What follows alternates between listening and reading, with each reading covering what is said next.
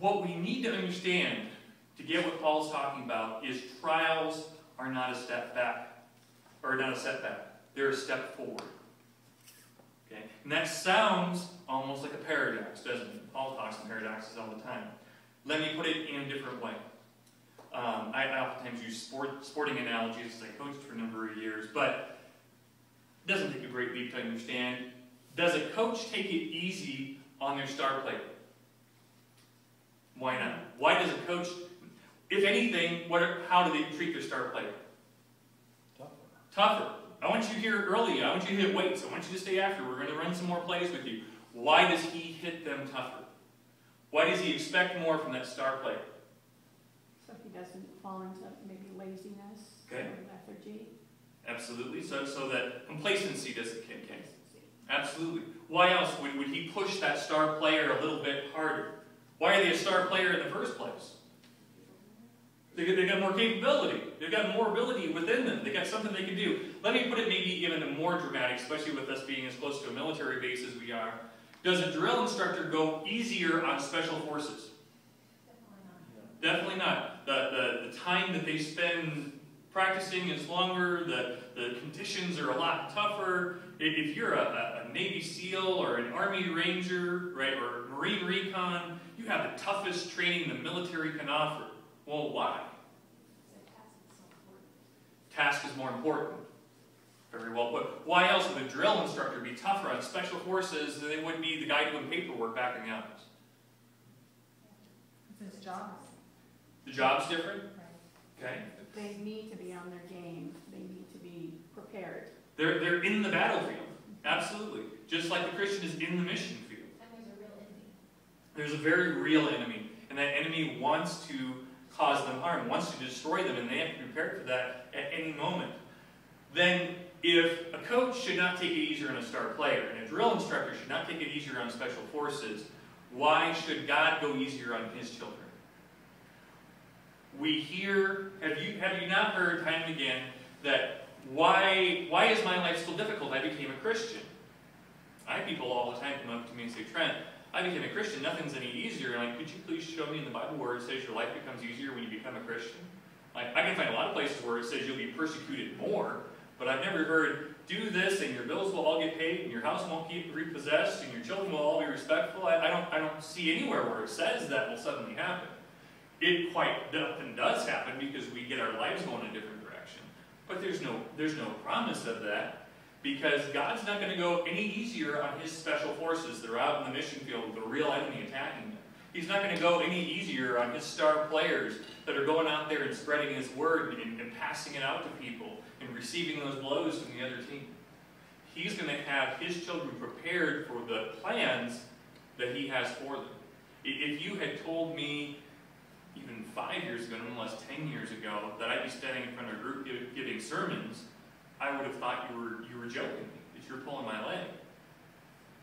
But God had started to put things in my way even then that were preparing me to stand here in front of you today. He's putting things in my way and your way today to prepare us, to give us that ability to move forward. So then I ask you, like I always ask, try to ask some questions.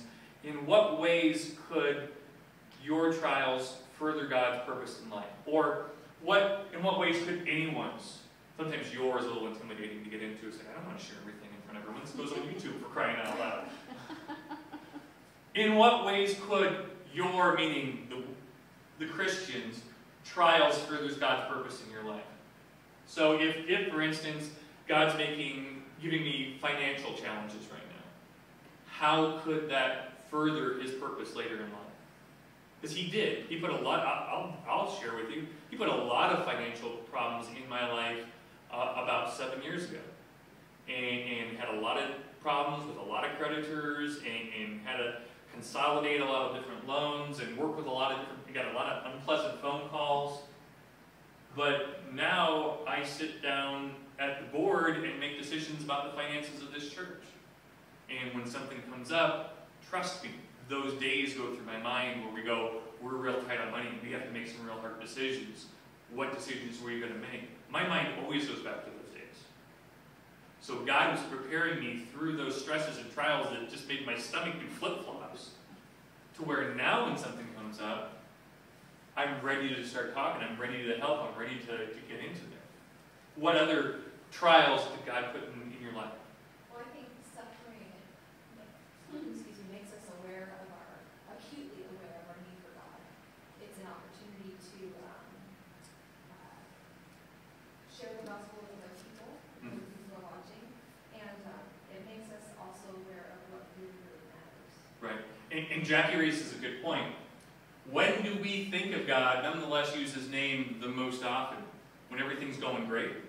When we're out at the river, on our boat, with the breeze in our hair, right? Kids are laughing. Sometimes, yeah. But more times than not, it's when that bill comes that you can't pay. Or that spouse passes away. Or something that is too heavy for you to deal without God's strength.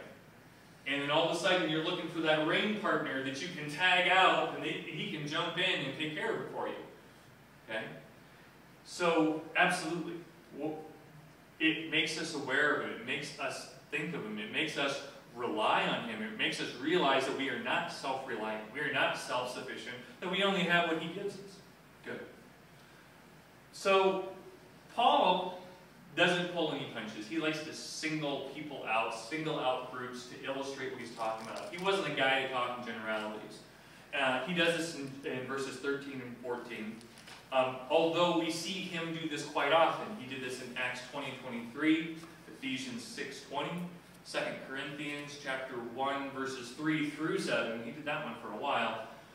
But we also see another analogy used in Luke 1:74, where someone is singled out to prove a point, to show something so that we can better understand it.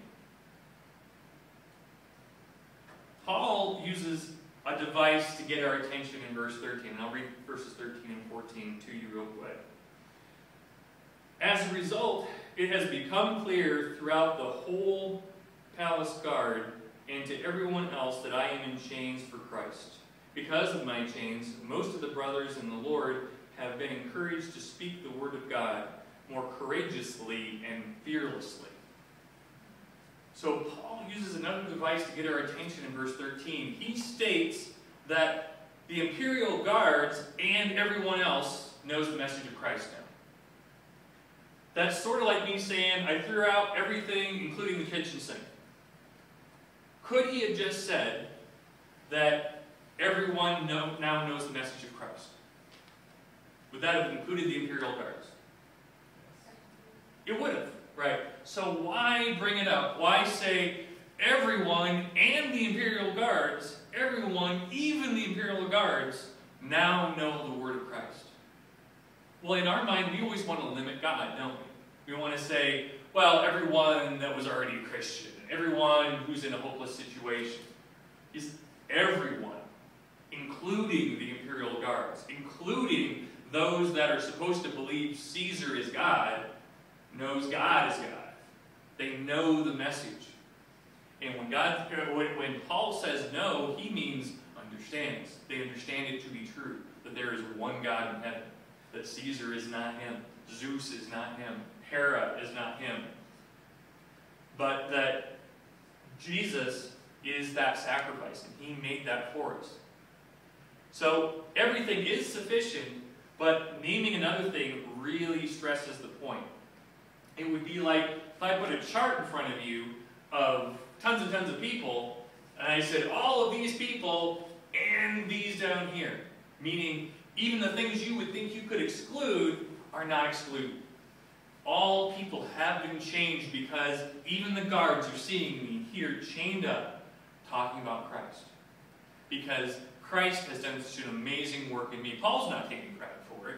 He's simply saying, God is so great, He is so amazing, that even the guards, even the people who are supposed to die if we ever get out of here, know the message of Jesus Christ. Paul uses this technique in reverse, even to set up verse 15, which we'll talk about in a minute. He states that most of the brothers have become confident.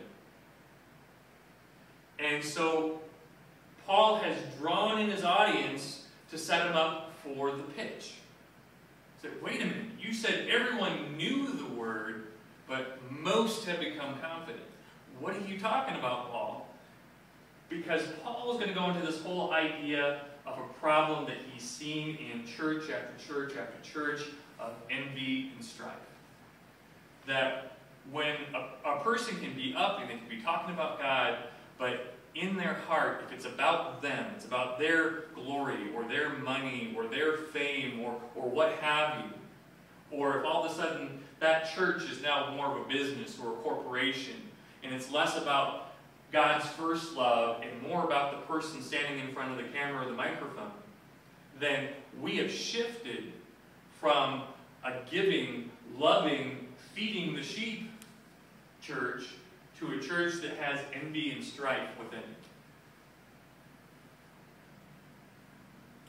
So Paul gets into his counterpoint in verses 15 through 17.